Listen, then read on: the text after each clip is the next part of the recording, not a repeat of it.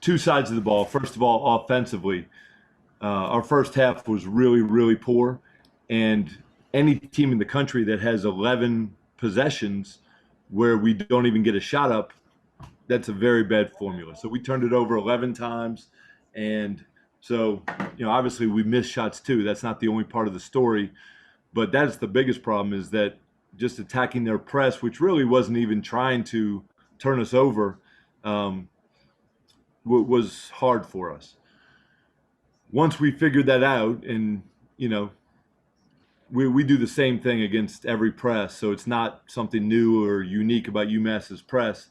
Once we remembered what we do, we really didn't have turnovers against the press the rest of the game. However, they had already gotten 14 points in the first half off of our turnovers, and that's how they got to 44. The other thing that happened in the first half is that Trey Mitchell did hit 3 threes, and so on at least 2 of those, we simply didn't guard it the right way.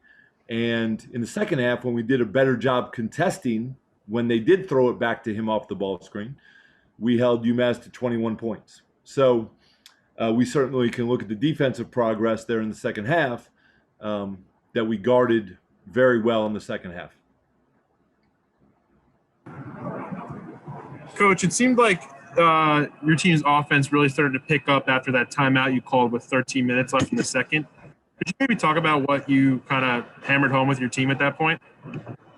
Yeah, and I don't know if that timeout had anything to do with anything. I do know in the second half we did violently drive the ball. So our guards really, put their heads down and drove the ball hard off the ball screens, and that created opportunities. We probably got a few more transition opportunities in the second half as well.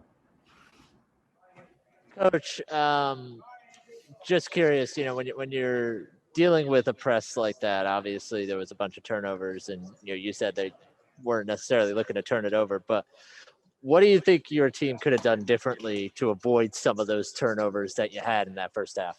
Yeah. So, and again, our press attack is the same thing we've been doing for as long as any of these guys have been here. So it's not complicated. But there was some miscommunication among our guys as far as who was supposed to come to the middle. And, we simply didn't see very well either. So even Kyle, who is our best passer and really sees, yeah. So in other words, their press was mannish at times. For the most part, it was zonish. It wasn't a very aggressive press, which UMass does have and they do use. But just the simple concept of understanding who's open and who should come to the middle, that was hard.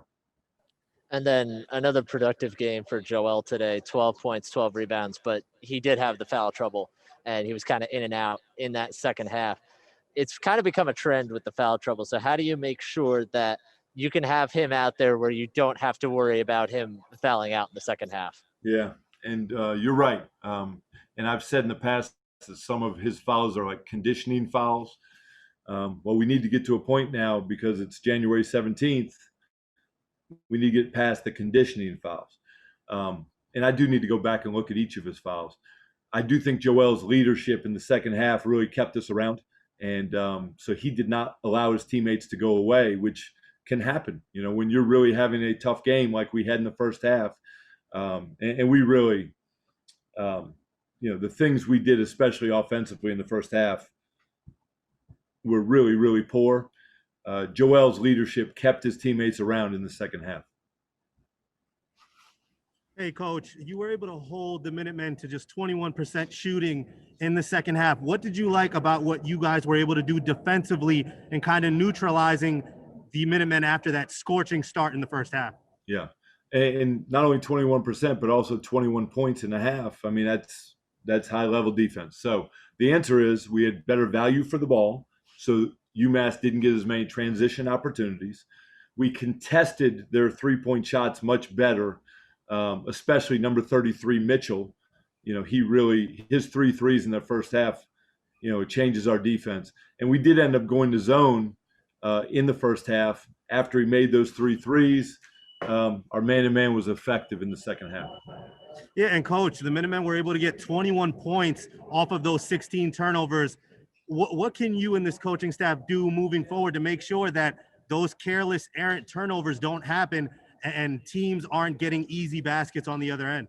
Yeah, and I don't think I know against LaSalle we had some careless turnovers, but in general, our recent games, let's just say the last 3 games, I think our value for the ball has been very good. It was really unique because we do have 3 guards in Jalen, Josh, and Kyle who have been in the program. It's not like they're freshmen that they looked like they'd never seen a press before. So part of that's practice. We haven't had practice, but I'm not putting that. I think we can do better. And finally, 8 assists today as a team. I mean, there was a few stretches there where the offense is stagnant. What can you do to kind of make sure that the ball movement, that the offensive sets are getting off easier shots? Because it looked like today, just a few instances where a lot of shots were contested and just, some lulls there offensively. What can you do to make sure that the ball movement, that the offense is more productive, more effective going forward? Well, a lot of it had to do with how UMass was guarding. And what that means is whether we drove it in the lane off of a ball screen or simply by driving it, they were not helping off the 3 perimeter shooters. And so that's why the ball doesn't move, is because they basically made it a 2-on-2 game with our guard and our big guy playing 2-on-2 against their guard and their big. And so it's hard to move the ball in those situations. It simply comes down to those 2 offensive players have to be a little bit better, including using a ball screen, than the 2 defenders.